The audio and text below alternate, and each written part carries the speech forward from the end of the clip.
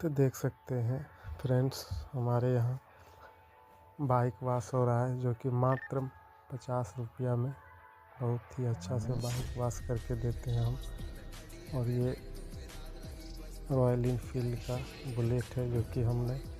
इसको वॉश कर रहे हैं काफ़ी अच्छा तरह से। और देख सकते हैं ये सुपर स्प्लेंडर BS6 हमारे पास आए हुए हैं, जो इनका क्लच प्लेट काफ़ी तरह से जल चुका था और बाइक थोड़ा भी खींच नहीं रहा था, तो हमने अभी इसमें नया क्लच प्लेट डालेंगे। और देख सकते हैं बाइक काफ़ी कंडीशन ख़राब हो चुका था, जो भी हम रिपेयर करने जा